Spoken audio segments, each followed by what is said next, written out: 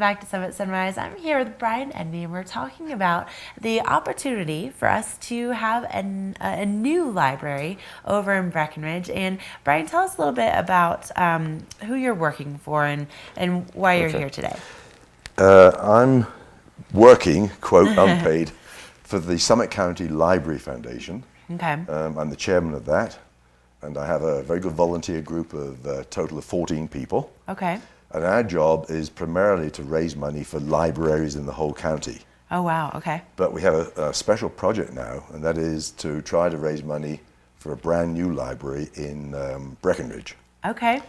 And so the current library that we have there, obviously a really nice facility, but definitely small compared to small. some of the other libraries that we have. Yes, yeah. And so this facility would actually be brand new, wouldn't be an addition to that library. No, we asked the architects to look at several options to remodel the existing building or build a new one.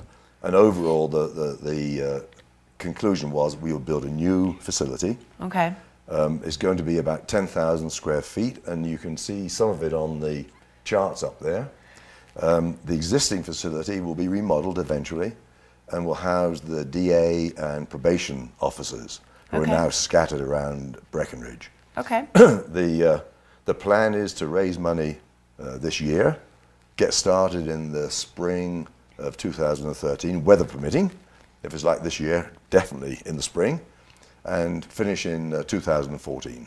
Now, why did you guys feel like it was really important for Breckenridge to have a new library? Well, the existing one is very small. Let me give you a few stats. The existing library is only just over 3,000 feet. It has 86,000 visits a year. It has the same inventory of books, about 35,000, as the North Branch, which is twice the size. It has something like 29 visitors per square foot, compared to about 7 at the Frisco Library. It's very cramped. There's no space for kids programs. We have them outdoors if the weather's fine in the summer. There's no community space. There's no study space. It's a nice little library and run very well by the staff, but just too small, frankly. Right, Yeah. right.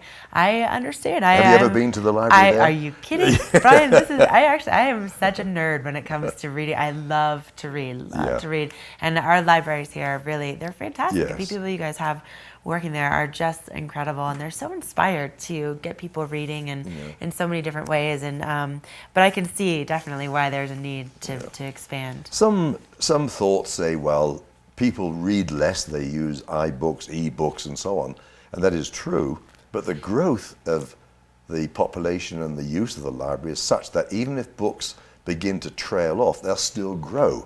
Mm-hmm. We have very good internet facilities, Wi-Fi free, and we are trying to put in a lot more programs for kids, adults, teens, and so on down there. So it's not just about going in, renting a book, and bringing it back in a week or two. Right. Although I still like that part though, because then I'm still one of those people that likes to hold on to a book, but I like the fact that I can return it and I don't have to worry about like the clutter in my room. So now, how is this whole project going to be paid for? Well, that is obviously a leading question. The total cost is going to be about $3.5 million, and that's at what we project to be 2013 prices. The county government, the Board of County Commissioners, that's Thomas Davison, Dan Gibbs, and Karen Stiegelmeier, have agreed to commit $2.5 million. Wow. That's over 70%. Great. So we have to raise another, actually 28%. We are already organizing teams of people to approach individuals, businesses in Breckenridge, foundations, granting organizations, and so on. And we're going to approach the town of Breckenridge to see if they can help out as well. So essentially, we've got to raise $1 million to make up the 3.5. We've had a pretty good start. We've already got quite a few nice individual donations.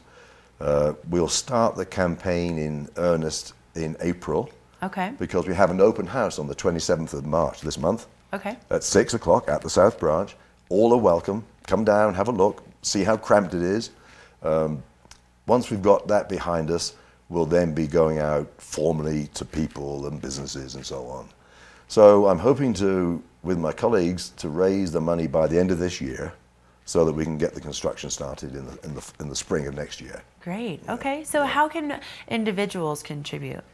Well, you could write me a check right now. Okay. You could All give right, me I'll dollar think about it. bills. Okay. Great. Sounds No, good. if you go to our website, which I think was put up there somewhere, but anyway, it's www.summitcountylibraries.org. There you go, right there. And you can pay by check or by PayPal, which is quite secure, and it works. I did a test because I didn't believe it. I gave them $5, and it worked. So now we've got a lot of people using PayPal. Great. And of course, we'll be publicizing in the press. We'll have newsletters and a lot of media. Maybe we can come back again and tell you how we're doing. I bet I could. I bet I could work something out for you, Brian. Well, that'd be very nice of you. Well, thank you very much indeed for letting me come in this morning. Absolutely. Well, thanks for telling us all about it. And it's definitely an exciting new project. So again, if you'd like to be involved, make sure you log on to that website at the bottom of the screen and you can donate right there. Or of course, on the 27th, you can come and see what it's all about. Or give me a call, 970-389-2382. Now that's not good for like late night rides, right, Brian? No. I'm an early riser, put it that way, but not a late timer. Well, it's been a pleasure having you here. Well, Thanks so much for coming on. Thank you very much. We're going to take another quick break here on Summit Sunrise, but we'll be right back, so don't go away.